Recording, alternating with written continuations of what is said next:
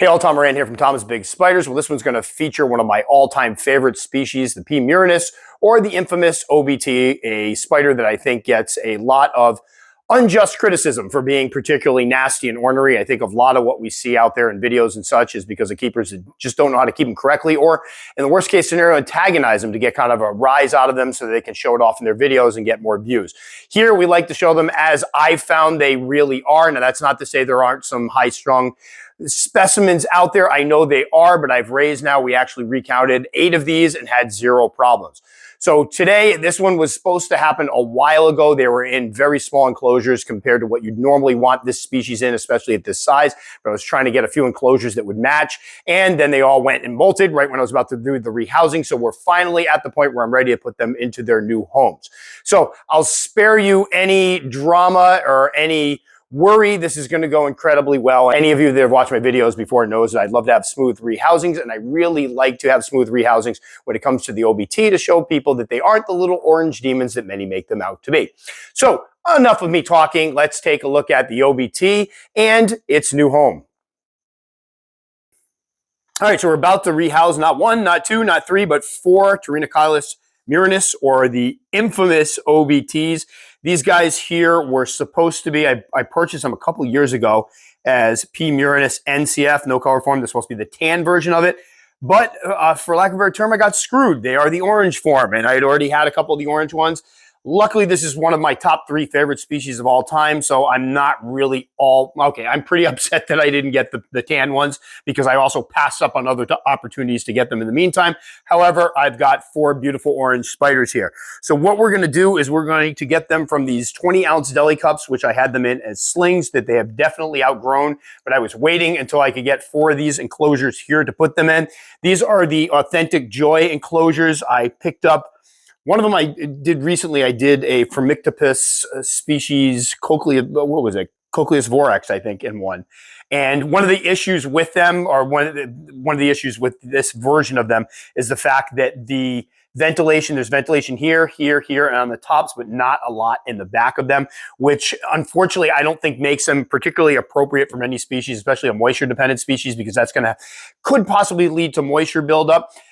However, I have been talking to the woman who puts these out and is making them, and she asked me for feedback on them, and I said to double the amount of ventilation, and I've seen pictures of the newest version of these, and she has doubled the ventilation, so I think that will make them much more appropriate for spiders that are going to have some moisture in it, because I was originally eyeing these for some species that are going to burrow a little bit and going to need some moisture, and I need something with a little bit more airflow. But they're really cool because I'm using them here as terrestrial enclosures, but you can actually stand them up this way, and the way they're arranged, you can use them as an arboreal enclosure. So very cool enclosures, and again, just that nice acrylic, nice and see-through.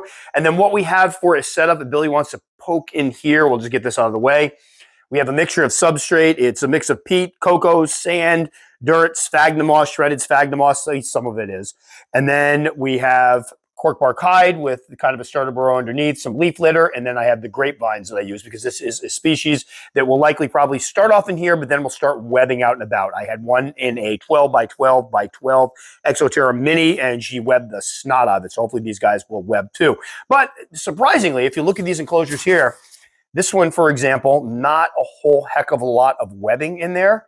However, if we move over to this one over here, a lot of webbing. So that just shows the variations in behaviors with amongst the same species with different specimens.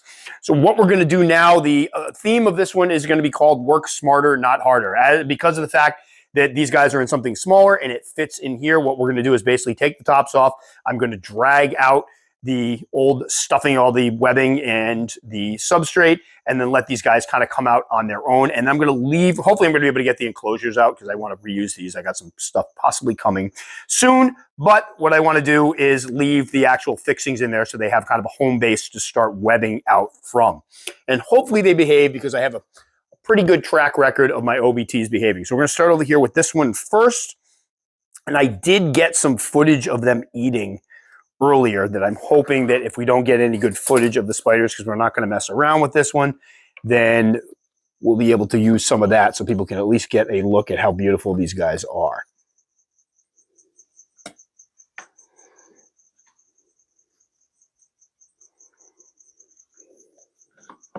There it is, right over there.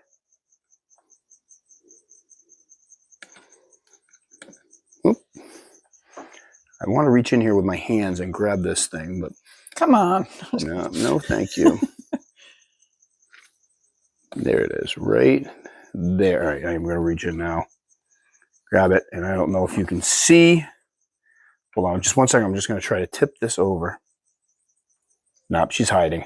You see how, I mean, this is the behavior. And one thing I want to point out, I've said for years, and I don't want people to emulate this because these enclosures, it's hiding. I don't know if you see it.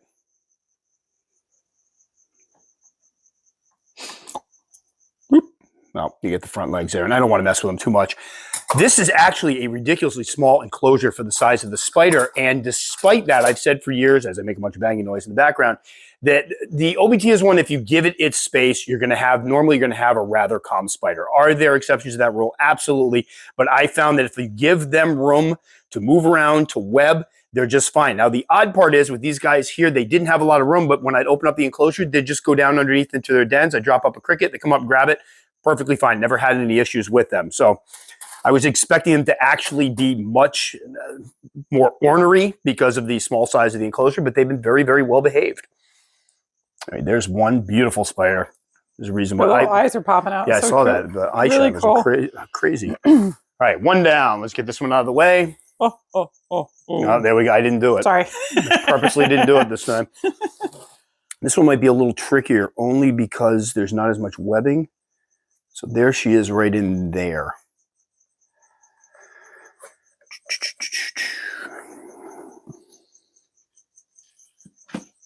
My hand out of the way there. Oh, hold on. Oh.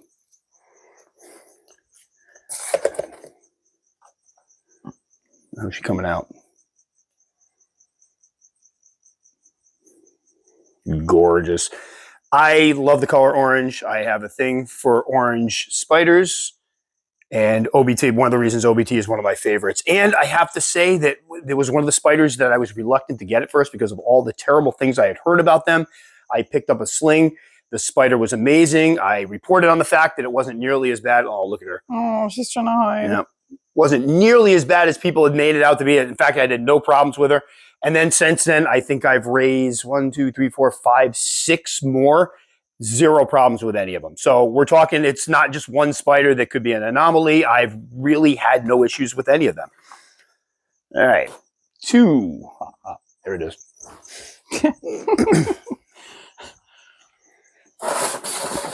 This one is really pretty. Oh, yeah.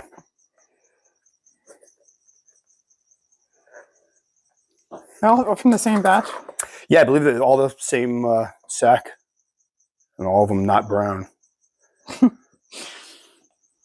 I was really aggravated about it. Well, it was one of those things I'd never raised them before, so I wasn't sure. Maybe they went through an orange phase, but I don't think they went through an orange phase. I think this is just the regular RCF version.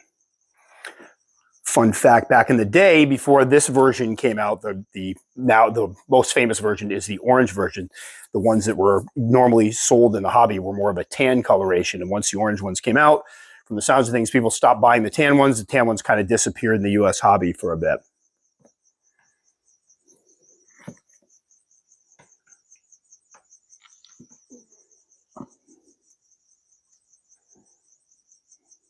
There it is. Now I'm not going to show me. You see those oranges in there. There we go, make a little fort. So hopefully what you'll do is end up in here and start webbing out and about. And we will be dropping water dishes in here. This is an arid species, and I'm not going to go into great detail on how I keep them because I've already done, I believe, 2 videos. One fairly current that had my old female that unfortunately passed away of old age recently in it. But these are guys that are very, very easy to keep. They need it dry, but they will drink. I had seen them drink from water dishes. My old female would drink from her water dish all the time. And if you go ahead during feeding time and they have the webbing and you sprinkle water on the webbing, you'll sometimes see them go out and siphon the water off of the webbing. So just because a species is considered to be arid does not necessarily mean that they don't like moisture. In fact, the spiders that I've seen probably drinking more than any of them are my quote-unquote arid species. So they don't like the substrate moist, but they do like a drink. Man, they are pretty. we're going to have like a OBT row here because we have 4 of these. I have another one. Oh, no, the other one was male. That's right. The backup to my female, I picked up a sling too because I knew my female was getting old and I was hoping to get a female out of it, and I got a male, which... She's gorgeous. Beautiful spiders. All right. And then one more to go. It's pretty uneventful, knock on wood. You never, ever, ever say that before we do the last one. Okay. I've got a streak going with these. This one is, right in there.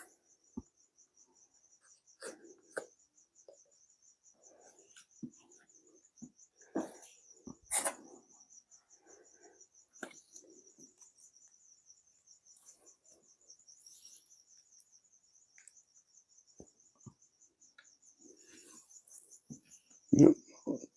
I'm just gonna let that go there. She is right there. Hold on.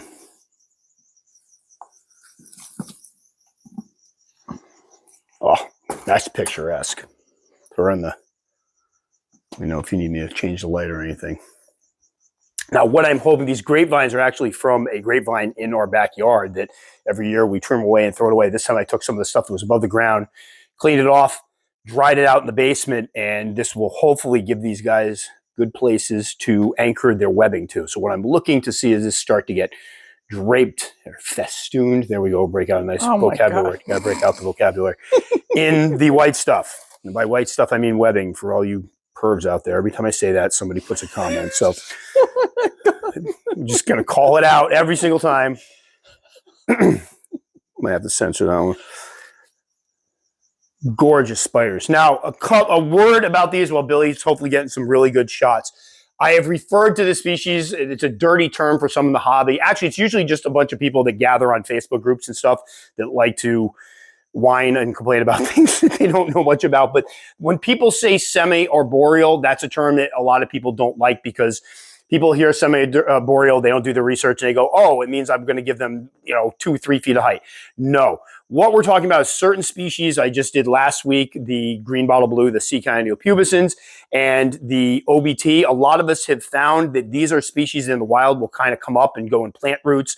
They'll build up off the ground a little bit, not like a true arboreal, but they'll go off the ground a little bit, and therefore they appreciate a little bit of extra height. So we won't call this one semi-arboreal. What we will call it is terrestrial plus, meaning we want a little more extra height than we normally would for a terrestrial spider. So if this were just a regular terrestrial, I could easily cut 4 inches off this enclosure, off the height of it, and it would be perfectly fine. But this one here, I believe, is about 10 inches tall or so, with about 4 inches of substrate. That gives it some extra, look at it go. The problem is sometimes I'm trying to talk, and I'm too busy watching the spiders.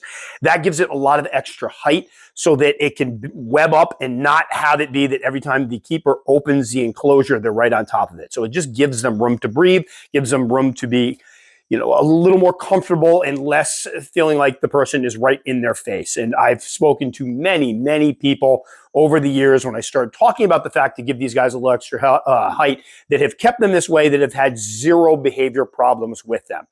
And I keep them that way myself, zero behavior problems. And I'm glad I got some good info early on to say, give them a little height. Remember, not an arboreal. They're not arboreal, but they will kind of come off the ground a little bit, and that makes them happy. And that's what we want. We want happy spiders. I don't want to, I'm kind of run out of things to talk about as far as my notes are concerned, but I'm enjoying watching the video of this. Like, I'm kind of watching Billy get this one moving all around. And as you can see, very calm, just exploring her environment, seeing what's up. Hopefully I've found that with a lot of spiders, if you leave the old webbing and stuff in, it seems to help them settle in more quickly. We did the P. murinus tet, I think it was, recently, and we put in some of the webbing with it, and that one just basically used that webbing and started webbing out from that area. It just allowed her to settle in much more quickly. And she's fine. There she goes. She's going to disappear. Cute. So cute. A little green on her feet, too. Oh, it pops, that metallic green. Yeah, it's really cool. All right, so later on, I will go ahead and put small water dishes in here. So if they want to drink, they can get one. I did have water dishes in the other one. Some of them were webbed up. Some of them I plucked out before we did this. I did set things up ahead of time. But I think this will be a great home for them. My last female got to be probably about 4.5, 5 inches total or so. So this might be an adequate adult enclosure. We'll have to play it by ear. She was in as I mentioned earlier, the 1 foot square Exoterra mini, but she basically hid in the back and didn't use a lot of the space. So we'll see how it goes with this. But there we go, 4P murinus. No problems whatsoever. The streak continues. When you see folks out there talking about how nasty they are and bitey, question how they're keeping. Now, before we go, obviously, with any species of tarantula, there are going to be some that are ornery. It's just the nature of the beast, just like there are some people out there that are ornery. That, I'm not discounting that. Every once in a while, somebody will go, yeah, I got one that's really high strung, totally get it. But I would say the reputation these guys have for it just being the entire species being nasty and demonic and fiery, not true, not well earned. The majority of them that I found, at least in my opinion, and from talking to, or my experiences, and from talking to other keepers, are actually, if you set them up correctly, fairly laid back. So if you see somebody acting like a goon with them on YouTube, please feel free to call them out and mention the fact that they do not have to act like that. So there we go. P. murinus, the OBT, one of my all-time top 3 probably favorite tarantulas of all time. And streak remains alive. Easy rehouses. So obviously, Billy and I were joking throughout the video, the fact that we kind of have a streak going with these guys. I've never had a single issue with them, and I've done a lot of rehousings with them. And luckily, they behaved during this video, which is usually what I find with mine. Now, after the fact, as you'll see here in this footage, I went to go and add the water dishes, like I say I do after every video, and that's usually when I do it. And you'll see this one here, there's a leaf underneath it. When I put the water dish down, it hit the leaf bounced up, touched the spider, and I got a little threat posture, which I thought was just the cutest little thing. Now, if you watch for a couple seconds here, it's in the threat posture, it's ready to strike. However, because I just leave it alone, in a few moments, it will just settle down and wander away, and then it wanders around its enclosure, calms down. So that's something to keep in mind if you are working with an OBT or any spider for that matter, and it throws up a threat posture, there's nothing wrong with walking away and waiting until the spider calms down. That's what I would have done in this instance had the spider done this while I was moving it, but it was very well behaved. I just happened to trigger it after the fact with that leaf. But all in all, I do love the P. murinus. I wish more people would. They're beautiful spiders. I love orange spiders. There's just something about them. And I think, unfortunately, a lot of folks that get them for the wrong reasons. I've had many folks say that, hey, I'm attracted to getting OBTs because I heard they're so nasty. And it's kind of like a bravado thing. You want to show off. You want to show how manly you are or how awesome you are by keeping these supposed dangerous spiders, where in fact, if you keep them correctly, they really shouldn't be that bad at all. So that will do it for this one. As always, if you liked it enough to subscribe, very much appreciate. Click the little circle up in there. I'm going to put my OBT husbandry videos here and here. If you take the time to comment, I will take the time to respond. I'll probably be on it fairly quickly because I just started my winter break. Yay, thank gosh, the kids were crazy this week. That will do it for this one. Guys, have a safe and happy holidays. Merry Christmas, Happy Hanukkah, whatever you're celebrating, and we'll catch you all next time.